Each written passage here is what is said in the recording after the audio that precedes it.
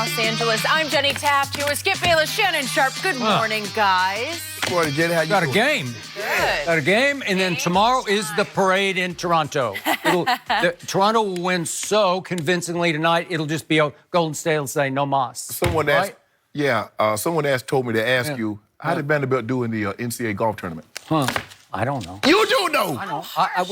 We're the second seed in the whole nation. I'm talking about golf. Yeah. Y'all gag, you know. You know. I'm from Oklahoma. No, you know. It's Oklahoma State is the team in golf. They got beat too. Well, they're the dominant team. Texas beat them. Stanford took y'all out. Today. All right. Stanford. We got a lot to Real get to smart on guys today's show. Could the Rockets actually trade James Harden? Is that a possibility? And will Anthony Davis finally join LeBron in L.A.?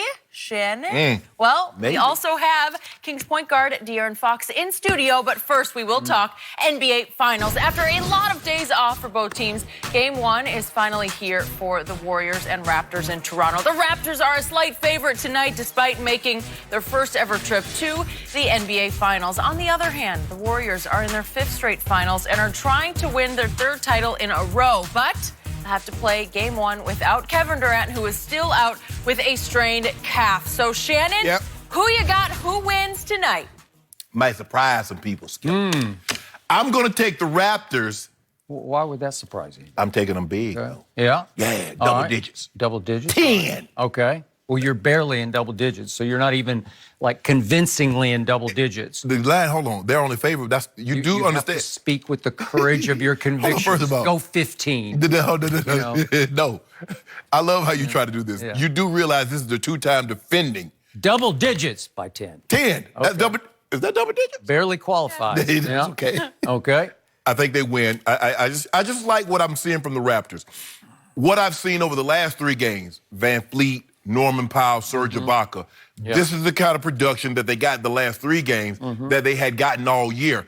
This would explain why when Kawhi Leonard sat down 22 games, they were still able to go 17-5. So that lets you know that this is a very good bench team. So maybe he's being a little overrated? Is that possible? No. Well, you just threw the stat out there. 17-5 is pretty great, right? But he's been unbelievable. He's been everything it's advertised. He's been better than advertised. Until the 4th quarter. Go ahead. But the only really concern that I have is that how much can they play Marc Gasol, because the matchup with him, when they go to their small lineup, is he going to be able to guard Draymond? So Serge Ibaka might have to play more minutes because he's a better matchup for Draymond than, say, Marc Gasol. But I just believe the 9 days that the Warriors have had off, Skip, that's a long, long time. I don't know if we've seen a team have this kind of rest.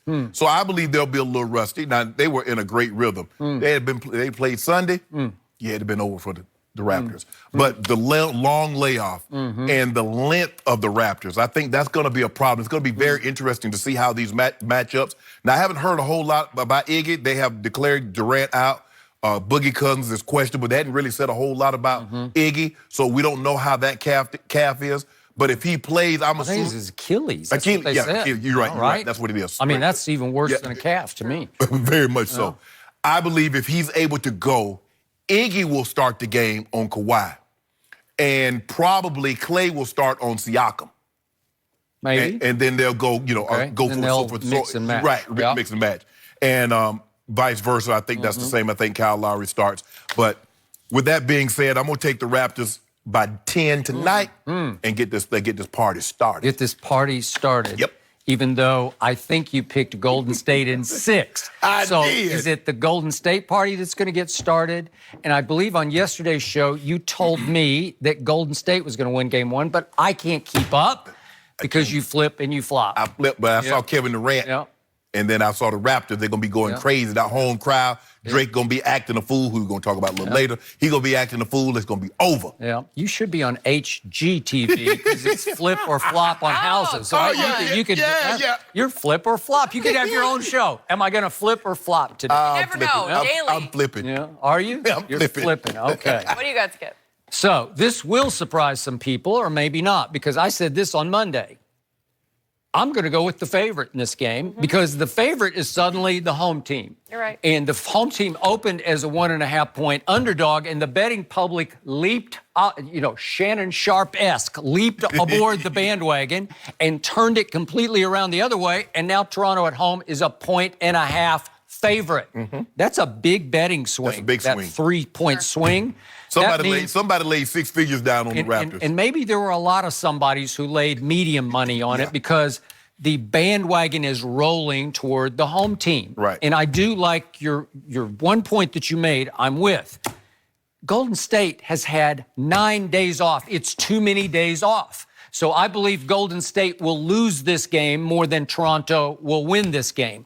Toronto has had 4 days off, which I believe you would qualify as the perfect amount of time to stay hot but get a little bit of rest. Yes. Off 2 grueling battles with, obviously, Philly and Milwaukee. So you get to stay hot, you get to stay home, and you get to stay in more rhythm than Golden State does because they're still teetering, reeling with. Is it KD or not? He's on the trip. Does that mean, what does that mean? And by the way, I'm going to throw this subplot out there because the plot is going to thicken tonight if the Raptors do take care of business at home, because all of a sudden I think KD is going to come into some play for game 2.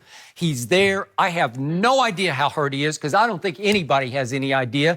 But the pressure will mount for him to play game 2 because you just said get the party started. Well, what if the party rolls into game 2 and Toronto wins that game? You know what happens? It's hard to go home down 0-2 It is very hard. And not panic, have a little bit of panic depending on how the games go, how dominating it appears that Toronto is.